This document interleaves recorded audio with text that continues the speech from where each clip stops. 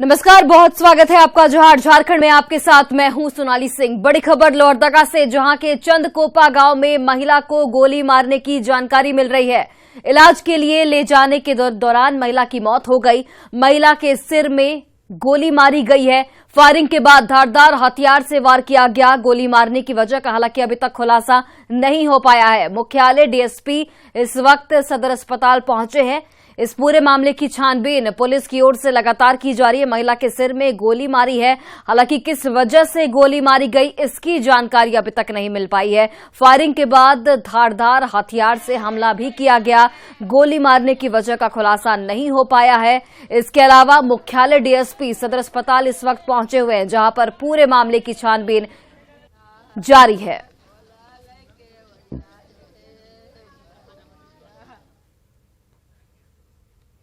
और जहां दिव्यांगों को सम्मान देने के लिए विश्व दिव्यांग दिवस मनाया जा रहा है, वहीं रांची में पूरे राज्य से जुटे दिव्यांग 8 दिनों से आंदोलन पर डटे हुए हैं। बुनियादी सुविधा से वंचित ये लोग बार बार राज्यपाल से लेकर मुख्यमंत्री का दरवाजा खटखटा रहे हैं, लेकिन कोई इनकी सुनने वाला नहीं है। आंदोलन में डटे दिव्यांगों की अपनी परेशानी है। सड़क पर उतरे आंदोलनकारियों ने सरकार पर चुनावी वादे से पीछे हटने का आरोप लगाया है। साथ ही इसकी अनदेखी करने पर खराब नतीजे भुगतने का भी अल्टीमेटम दिया गया है इनकी ओर से। रांची में डटे दिव्यांग आंदोलनकारियों से बात की हमारी सहयोगी रूपाली त्रिपाठी ने।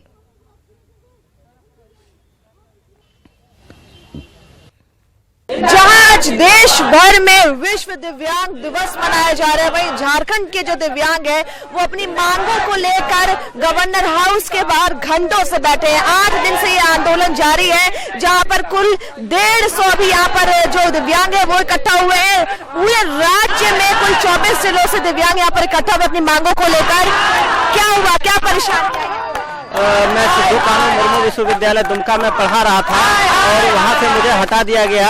जब मैं महामहिम राज्यपाल महोदय श्री रमेश बैस से भेंट किया था तो इन्होंने आदेश दिए थे कि इसे पैसा दिया जाए। मुझे पैसा नहीं मिल रहा था, इसलिए मैंने उनसे शिकायत किया था और इस शिकायत का परिणाम यह हुआ कि मुझे वहां से हटा दिया गया। मैम, झारखंड में आपको कैसी परेशानी है? अपनी परेशानी सबसे पहले बच्चों की एजुकेशन, यहाँ का स्टैंडर्ड बहुत ज्यादा लो है, कोई फैसिलिटीज नहीं है। अगर हम बच्चों के लिए कोई कोर्स करना चाहें तो उसके लिए भी कोई फैसिलिटीज नहीं है कि हम बच्चों को कुछ अपने पैरों पर खड़ा कर सकें, तो उसके लिए बहुत सारी प्रॉब्लम्स है। झारखंड के दिव्यांगजनों को ठगा गया है माननीय हेमंत सोरेन के द्वारा। उनका चुनावी घोषणा था कि हमारी सरकार आएगी तो हम दिव्यांगजनों को 2500 रुपया करेंगे, अभी तक नहीं किया गया है। दूसरी बात है, हमारे यहाँ राजनीतिक आयुक्त की बहाली नहीं की गई थी। जब हम लोग धरने पे बैठे तो एक IAS ऑफिसर को बिठा दिया गया जिनका 3 पद है। अब बताइए कि हमको स्वतंत्र अति चाहिए राजनीतिक आयुक्त। जो व्यक्ति पहले से 2 पद पे स्थापित है तो हमारे लिए कैसे कार्यरत रहेंगे? 150 से ज्यादा दिव्यांग इकट्ठा हुए हैं। वहीं राज्य भर में हजारों ऐसे दिव्यांग हैं जो अपनी पीड़ा लेकर लगातार सरकार से अनुरोध कर रहे हैं कि इनको भी जगह मिले, इनकी भी इतनी मांगे हैं वो पूरी कर दिया जाए, लेकिन सरकार की तरफ से केवल आश्वासन मिल पाया है फिलहाल। रूपाली त्रिपाठी, न्यूज़ 18 रांची। और देवघर को लगातार इन दिनों बड़ी सौगात मिल रही है, चाहे एम्स हो, एयरपोर्ट हो या फिर प्लास्टिक पार्क। वहीं अब देवघर को रिंग रोड की भी सौगात मिलने वाली है। केंद्रीय सड़क परिवहन और राजमार्ग मंत्रालय की ओर से रिंग रोड का टेंडर निकाला गया है। ये रिंग रोड एयरपोर्ट, एम्स होते हुए जसीडीह और बासुकीनाथ 4 लेन से कनेक्टेड होगी। 2 दिसंबर को इसका टेंडर निकला है, जिसके बाद 9 फरवरी तक टेंडर प्रक्रिया पूरी हो जाएगी। वहीं मार्च से रिंग रोड का काम शुरू होने की संभावना जाहिर की जा रही है। इस पर अधिक जानकारी दे रहे हैं हमारे सहयोगी मनीष दुबे। देवघर को इन दिनों कई बड़ी सौगात मिली है, जिसमें देवघर एयरपोर्ट, देवघर एम्स के साथ साथ प्लास्टिक पार्क भी शामिल है। इसके साथ साथ देवघर को रिंग रोड की सौगात मिल चुकी है। इसका टेंडर भी निकाला गया है। इस टेंडर को जो है फरवरी के माह में समाप्त करना है और मार्च से रिंग रोड का कार्य भी शुरू हो जाएगा। मार्च 2023 से ये कार्य शुरू होकर जल्द से जल्द इसे खत्म करने की भी बात कही गई है। रिंग रोड बन जाने से काफी सुविधा देवघर वासियों के साथ साथ यहाँ पर आने वाले यात्रियों और एम्स में इलाज कराने वाले मरीजों के लिए भी होगा। देवघर शहर का जो है ट्रैफिक लोड भी घटेगा, क्योंकि अभी जो हालात है देवघर के, वहाँ पे ट्रैफिक समस्या एक बड़ा मुद्दा बनते जा रहा है। देवघर एयरपोर्ट जाने की बात कहें चाहे देवघर एम्स पहुंचने की बात करें, सभी जगहों पर भारी वाहनों के आवागमन के कारण जो है ट्रैफिक जाम आए दिन लगती है, जिससे परेशानी का भी सबब यात्रियों के साथ साथ यहाँ आने वाले मरीजों को भी होती है। और ring road, doctor Nishikant Dubey ने, ये गोड्डा सांसद निशिकांत दुबे ने अपने सोशल मीडिया से ये जानकारी दी है कि टेंडर निकाला जा चुका है रिंग रोड का। 1047 करोड़ से बनने वाला यह रिंग रोड 57 किलोमीटर का होगा, जिसमें कि 35 से 40 मीटर ये चौड़ा होगा। इसके साथ साथ रिंग रोड जो है देवघर के कर्णकोल से शुरुआत होगा, देवघर के कर्णकोल से होते हुए देवघर एयरपोर्ट पहुंचेगा और उसी देवघर एयरपोर्ट से सातर संग्राम लोढ़िया होते हुए ये सीधे देवघर के एम्स जो है, एम्स को कनेक्ट करते हुए वहां से डिगरिया पहाड़ होते हुए NH 333 से मिलेगा देवघर चकाई मुख्य मार्ग से। वहां से फिर सीधे निकल के मानिकपुर होते हुए देवघर के दर्दमारा पहुंचेगा, जो कि देवघर बिहार और झारखंड का वो बॉर्डर भी है, उसको कनेक्ट करते हुए उसी रास्ते से होते हुए ये हिंडोरावरण के पास पहुंचेगा। तो कुल लगभग 57 किलोमीटर का यह जो रिंग रोड बनाया जाएगा, इससे न सिर्फ ट्रैफिक का लोड घटेगा, बल्कि सौंदर्यीकरण को लेकर जो देवघर में कार्य किए जा रहे हैं उस पर भी तेजी आएगी। तो ये रिंग रोड बन जाने से काफ़ी लोगों को सुविधा भी होगी। इसका टेंडर भी निकाला जा चुका है और जल्द ही इसका कार्य भी शुरू करके किया जाएगा। मनीष दुबे, न्यूज़ 18 देवघर। और पाकुड़ के पचुवाड़ा सेंट्रल कोल ब्लॉक में 7 साल बाद कोयले का खनन और परिवहन का काम शुरू हुआ। अमरापाड़ा ब्लॉक में माइनिंग क्षेत्र कठालडी गांव में दिलीप बिल्डकॉन और पंजाब स्टेट पावर कॉर्पोरेशन के अधिकारियों ने विधिवत भूमि पूजन किया, जिसके बाद माइंस से लोडिंग का काम शुरू किया गया। डीबीएल के वाइस प्रेसिडेंट और माइंस इंचार्ज ने भूमि पूजन कर ग्राम प्रधानों के साथ कोयले से लदी डंपर को हरी झंडी दिखाकर रेलवे साइडिंग पाकुड़ के लिए रवाना किया। प्रबंधन ने इस मौके पर कहा कि सीएसआर के तहत निर्धारित मापदंडों का कंपनी 100% पालन करेगी। अभी ट्रांसपोर्टिंग के लिए जितना भी वर्क है ऑलरेडी कंप्लीट हो गया है। 30 ईयर का प्रोजेक्ट है, पूरी इलाका के लिए बहुत बड़ा अचीवमेंट है। और राज्यपाल रमेश बैस और मुख्यमंत्री हेमंत सोरेन ने आज देश के प्रथम राष्ट्रपति भारत रत्न डॉक्टर राजेंद्र प्रसाद को उनकी जयंती के मौके पर श्रद्धा सुमन अर्पित किया। रांची में डोरंडा के राजेंद्र चौक स्थित भारत रत्न की प्रतिमा पर राज्यपाल और सीएम ने माल्यार्पण किया, नमन किया। वहीं परमवीर चक्र विजेता अमर शहीद वीर अल्बर्ट एक्का की पुण्यतिथि पर अल्बर्ट एक्का चौक स्थित उनकी प्रतिमा पर पुष्पांजलि अर्पित की। इस मौके पर सीएम हेमंत सोरेन ने दोनों विभूतियों को याद किया, साथ ही कहा कि ऐसे महापुरुषों की वजह से ही इतने बड़े गणतंत्र और लोकतांत्रिक देश में सभी लोग मान सम्मान के साथ जी रहे हैं।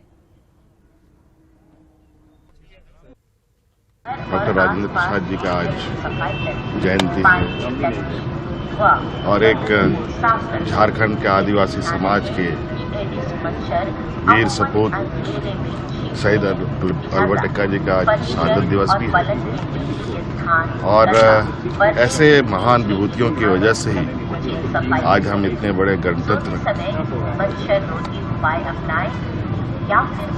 और लोकतंत्र देश में मान सम्मान से जी रहे हैं। हम सबको ऐसे महान विभूतियों पर गर्व है। मैं उनको अपनी ओर से अपना श्रद्धा सुमन। और वही देखिए, सीएम हेमंत सोरेन ने पीएम नरेंद्र मोदी से वन कटाई को लेकर बने कानून पर आपत्ति जाहिर की है। सीएम ने के रुख का कांग्रेस के प्रदेश कार्यकारी अध्यक्ष बंधु तिर्की ने समर्थन किया है। बंधु तिर्की ने कहा कि आदिवासी समाज प्रकृति का पूजक है और बगैर उसकी सहमति के वन की कटाई करना उनके अस्तित्व को खत्म करने जैसा है। उन्होंने ये भी कहा कि एक ओर पीएम आदिवासी हित की बात करते हैं तो वहीं दूसरी ओर ऐसे कानून से आदिवासी समाज को ठेस पहुंचती है, इसलिए इस कानून पर विचार करना चाहिए। माननीय मुख्यमंत्री जी ने जो वन कटाई नियम पर जो केंद्र को चिट्ठी लिखा है, ये बिल्कुल सराहनीय काम है, अच्छा पहल है। आदिवासी प्राकृतिक के पूजक है, पेड़ पौधा पर पूजा करते हैं और वे लोग पूरा उनका रक्षा भी करते हैं। अब किसी निजी कंपनियों के द्वारा जब वहाँ कोई निर्माण कार्य होता है किसी तरह का, और अब सीधे उसको काटने का अधिकार देते हैं, किसी तरह का उनको पूछते नहीं हैं, किसी तरह का सहमति नहीं लेते हैं, तो बिल्कुल ही उनके आस्था के साथ खिलवाड़ है। इसलिए इस कानून पर हर हालत में केंद्र सरकार को पुनर्विचार करनी चाहिए। पाकुड़ में स्कूली शिक्षा और साक्षरता विभाग के अवर सचिव ने कई स्कूलों का निरीक्षण किया। इस दौरान उन्होंने मिड डे मील की क्वालिटी की भी जांच की। इस दौरान कुछ कमियां पाई गई जिसे दूर करने के सचिव ने निर्देश भी दिए। उन्होंने जर्जर भवन और शिक्षक की कमी भी जल्द पूरी करने का भरोसा दिया है। वहीं ड्रेस कोड को लागू करने के साथ ही शिक्षा में किसी भी प्रकार की गुणवत्ता बर्दाश्त नहीं की जाएगी। उन्होंने सुप्रीम कोर्ट के निर्देश के बाद जल्द ही 25,996 शिक्षकों की बहाली का भी वादा किया है। कमी के संदर्भ में जो समस्या थी उसे दूर करने का प्रयास किया जा रहा है। 25,996 शिक्षकों के नियुक्ति सहायक अध्यापक के रूप में की जा रही है। इसका रोस्टर क्लियर हो गया है। 3120 पीजीटी शिक्षकों के लिए विज्ञापन प्रकाशित हुआ है। अगले माह परीक्षा की जा रही है। और माध्यमिक शिक्षकों की जो कमी थी उसका मूलभूत कारण था सोनी कुमारी का एक मामला सुप्रीम कोर्ट में विचाराधीन था। वो मामला भी निष्पादित हो गया है। तो लगभग 8,000 शिक्षक माध्यमिक विद्यालय में अगले 1-2 माह में आ जाएंगे। और देखिए, पाकुड़ में कोयले के अवैध कारोबार पर पुलिस ने कार्रवाई की है। इस दौरान करीब 28 टन कोयला जब्त किया गया। हिरणपुर इलाके के मुर्गाडांगा और खिदिरपुर से ये कार्रवाई की गई। वहीं अवैध कारोबार में शामिल 12 से अधिक लोगों पर भी प्राथमिकी दर्ज की गई है। पुलिस की कार्रवाई से कोयला तस्करों में हड़कंप मच चुका है। हम लोगों ने 7 ट्रैक्टर कोयला जब्त कर थाना लाए हैं और इस पर सखीलाल मंडल, हारू मंडल, अरूप मंडल, रंजीत मंडल एवं अन्य के विरुद्ध में हम लोग प्राथमिकी दर्ज कर रहे हैं। इस पर लगभग 28 टन कोयला जब्त कर लाया गया है। आगे क्या कार्रवाई की जाएगी? इनके विरुद्ध में प्राथमिकी दर्ज करके और छापेमारी कर इन्हें गिरफ्तार करने का प्रयास किया जाएगा और इन्हें जेल भेजा जाएगा। और जामताड़ा में कोयला माफिया पुलिस की दबिश के बाद भी हार मानने को तैयार नहीं दिखते। नाला थाना क्षेत्र के बंद पड़े कास्ता पलास्थली इलाके में 3 दिनों तक डोजरिंग कर खनन टास्क फोर्स ने 73 कुआनुमा कोयला खदानों को बंद किया था। लेकिन इसे 12 घंटे भी नहीं बीते कि एक बार फिर अवैध तरीके से कोयला खनन शुरू हो चुका है। नाला थाना पुलिस ने धमाटाड़ गांव के पास अवैध कोयला लादकर जा रहे 3 बाइक को यहां पर जब्त किया है, जबकि तस्कर जो है वो बाइक छोड़कर भाग निकले हैं। पुलिस ने अज्ञात कारोबारियों के खिलाफ मामला दर्ज कर जांच शुरू कर दी है। साथ ही अवैध खदान बंद करने की कार्रवाई आगे भी जारी रखने की बात कही है।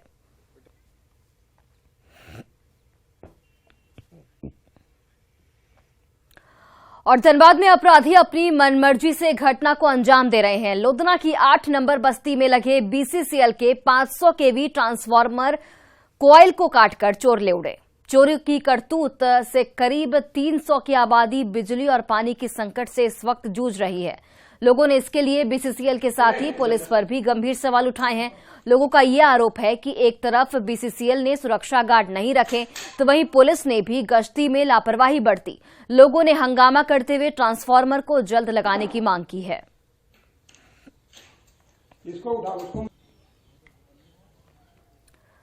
लोहरदगा में शिक्षा विभाग की उदासीनता और लापरवाही से सैकड़ों बच्चों का भविष्य इस वक्त दांव पर लग गया है। उत्क्रमित +2 कस्तूरबा गर्ल्स हाई स्कूल में 11वीं में 290 छात्राओं का नामांकन तो ले लिया गया, लेकिन अभी तक एक भी शिक्षक की यहां पर नियुक्ति नहीं की गई है। दूर दराज से छात्राएं स्कूल पढ़ने के लिए पहुंचती हैं, लेकिन शिक्षक के नहीं रहने से मायूस होकर वापस घर लौट जाती हैं। अगस्त में स्कूल का उद्घाटन हुआ था, जिसके बाद सितंबर तक शिक्षक की नियुक्ति का भरोसा दिया गया था, लेकिन 3 महीने बीतने के बावजूद भी शिक्षक का पद इस वक्त खाली है। राज्य में करीब 6 स्कूलों को उत्कृष्ट विद्यालय बनाने का संकल्प लिया गया है, जिसमें ये स्कूल भी शामिल हैं, लेकिन बिना शिक्षक के कैसी शिक्षा मिल सकेगी, ये एक गंभीर सवाल है। हम लोग के यहाँ टीचर नहीं है, एक भी पढ़ाई नहीं हो रहा है। हम लोग क्या बोलते हैं, एडमिशन से पहले बोले थे कि 1 महीना तक में टीचर आ जाएंगे, अभी तक टीचर नहीं आए हैं और हम लोग का एक भी क्लास नहीं हो रहा है। एग्जाम टाइम हम लोग फिर कैसे देंगे एग्जाम? क्या मांग करते हैं आप लोग? हम लोग के यहाँ टीचर जल्द से जल्द दिया जाए। मैं 11th क्लास में पढ़ती हूँ। और हमारे विद्यालय में अच्छे से पढ़ाई नहीं होती, जैसे टीचर नहीं है। सब्जेक्ट सिर्फ हमारी ये होती है, ज्योग्राफी होती है पढ़ाई, हिस्ट्री होती है पढ़ाई, और सब्जेक्ट नहीं होता है पढ़ाई। ऐसे हमारी बहुत दिक्कत हो रही है। एग्ज़ाम भी पास आ रहा है, ऐसे ही कैसे हम तैयारी करेंगे समझ में नहीं आ रहा हम लोगों को। इसके लिए जाकर के डीओ मैडम से हम बाकायदा लिखित दिए हैं और देने के बाद मैडम से आग्रह किए हैं कि मैम हमारे यहाँ जो टीचर की कमी है वो कमी को पूरा किया जाए, ताकि जो बच्चों का पठन पाठन कार्य है वो पूर्ण हो सके और वो एग्जाम अच्छी तरह से लिख सके। और बोकारो में सरकारी स्कूलों के प्रति अभिभावकों और बच्चों में विश्वास जगाने की प्रशासनिक कोशिश लगातार जारी है। शिक्षा के उच्च स्तर को प्राप्त करने के मकसद से हर ब्लॉक में 2 स्कूलों को सीबीएसई से जोड़ने की योजना बनाई गई है। इसके तहत चास के रामरुद्र +2 हाई स्कूल को सीबीएसई की मान्यता मिल गई है। अब स्कूल के बच्चे 2024 में सीबीएसई की बोर्ड परीक्षा में शामिल होंगे। सरकार का मानना ये है कि इससे स्कूल में छात्रों की संख्या बढ़ेगी, वहीं छात्रों को भी पहले से बेहतर शिक्षा मिल सकेगी। यहां हिंदी के साथ अंग्रेजी माध्यम से भी पढ़ाई होगी। वहीं पढ़ाई के साथ साथ भवन से लेकर लैब तक हर सुविधा दुरुस्त होने की शुरुआत से छात्रों में इस वक्त साफ तौर पर खुशी देखी जा रही है। खुशी तो बहुत है सर कि राज्य का पहला एक सरकारी स्कूल है जो हमें सीबीएसई की मान्यता मिली है, और अब जो भी मिडिल क्लास फैमिली से थे वो अब सीबीएसई का लाभ उठा पाएंगे और हमारे सभी बच्चे पढ़ पाएंगे सीबीएसई के फैसिलिटीज़ को। खुशी तो बहुत हुई है कि अब हम भी इंग्लिश और हिंदी का कोई मतलब ये नहीं होगा, अब हम भी इंग्लिश के दायरे पढ़ सकते हैं। ऐसा ही नहीं कि सरकारी स्कूल को सिर्फ हिंदी ही पढ़ाया जाएगा, बोथ हिंदी इंग्लिश दोनों से ही पढ़ाया जाएगा, तो फिर सीबीएसई से कम नहीं रहेंगे हम भी। सरकार को मैं बस यही कहना। विश्व शौचालय दिवस पर नेटवर्क 18 ने रैकेट के साथ मिलकर भारत को बेहतर स्वच्छता के लिए प्रेरित करने के लिए 8 घंटे का एक भव्य टेलीथॉन मिशन स्वच्छता और पानी का आयोजन किया। इस अभियान ने देश के प्रमुख नेताओं, मशहूर हस्तियों, चेंज मेकर्स, स्वच्छता कार्यकर्ताओं और विचारकों को इस वादे के साथ एक साथ लाया कि कोई पीछे नहीं छूटेगा। आइए सुनते हैं इस कार्यक्रम के न्यूज मेकर्स बने कुछ लोगों की खास बातें।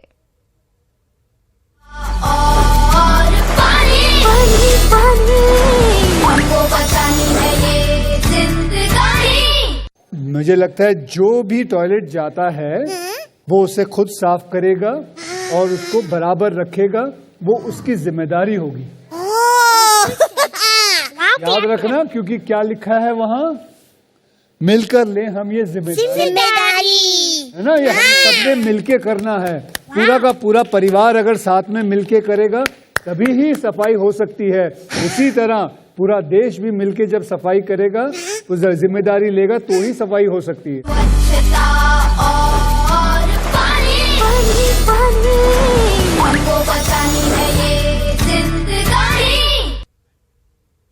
और चलिए अब देखते हैं झारखंड 2020।